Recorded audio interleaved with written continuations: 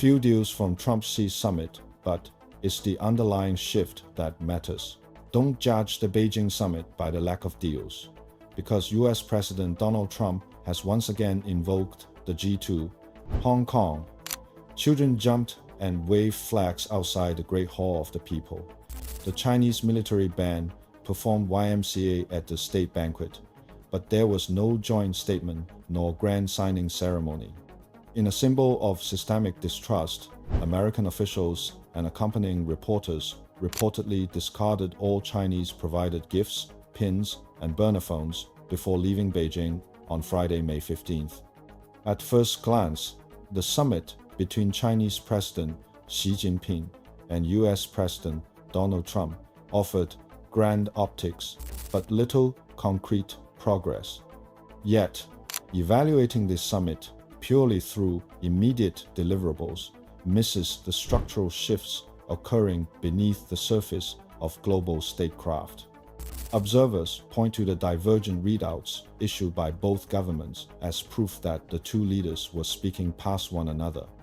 Where Beijing emphasized Taiwan and a mutual commitment to building a relationship based on constructive strategic stability, Washington's readouts acknowledged neither. Instead, the US statement spotlighted trade, investment, fentanyl eradication, and Iran. But analyzed through the lens of realpolitik, the summit signaled the arrival of a new normal, a bilateral paradigm with China recognized as America's peer, simultaneously competing and cooperating on equal footing. The two great countries. The mechanics of the summit defy the narrative of failure. The fact that the leaders spent nearly 9 hours together in various settings was enough to inject stability into global markets. Just 1 year prior, the two countries were locked in a tit-for-tat tariff war that threatened to decouple supply chains and spooked the global economy.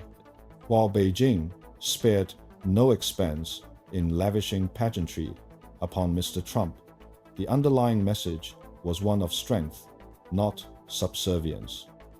From the Chinese perspective, this trajectory was already set.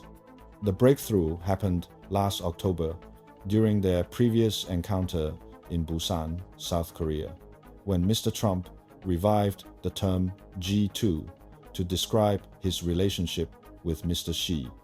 Mr. Trump repeated the moniker during a post-meeting interview in Beijing with Fox News. It's the two great countries. I call it the G2. The summit also threw the contrasting leadership styles of the two men into sharp relief. Mr. Trump approached it with his signature transactional diplomacy, prioritizing personal rapport and a delegation of businessmen seeking immediate deals. And crucially, he did not return to Washington empty-handed. Beijing fed his appetite for transactional victories by agreeing in principle to major purchases of US agricultural products, energy, and Boeing aircraft, alongside enhanced law enforcement cooperation against counter-narcotics and electronic scams. More importantly, the two sides established a board of trade and a board of investment, formalized mechanisms designed to prevent sudden economic escalations. In contrast, Mr. Xi projected the persona of a statesman with long-term vision and historical depth. He invoked the historical warning of the Thucydides Trap to propose his new framework of constructive strategic stability. According to Chinese officials, including Foreign Minister Wang Yi, this framework entails promoting cooperation as the mainstay, keeping competition within proper limits and differences manageable, and seeking peaceful coexistence. A rhetorical shift? Nowhere was this Chinese strategy more visible than on the issue of Taiwan. Mr. Xi explicitly framed the Taiwan question as a make-or-break red line for bilateral relations, warning that mismanagement would cause the two titans to collide or even come into conflict. US officials maintained that Washington's policy on Taiwan remains unchanged.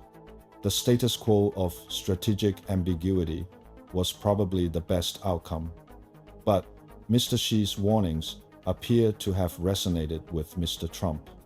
In a subsequent Fox News interview, Mr. Trump referred to Taiwan ambiguously as a place because nobody knows how to define it, and openly questioned the strategic wisdom of traveling 9,500 miles to fight a war. He stated, "I am not looking to have somebody go independent, in Beijing and Taipei alike." These words were taken as a diplomatic blow to Taiwan's ruling Democratic Progressive Party (DPP) and leader William Lai. The immediate test of this rhetorical shift lies in whether Mr. Trump will sign off on or withhold a pending $14 billion arms package to Taiwan.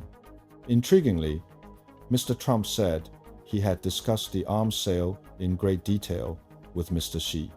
This would go against a 1982 pledge to Taiwan by then-President Ronald Reagan not to consult Beijing on arms sales to the island. Mr. Trump had also described the weapons sale as a very good bargaining chip in negotiations with Beijing, adding that he was holding the sale in abeyance because it depends on China, a projection of strength.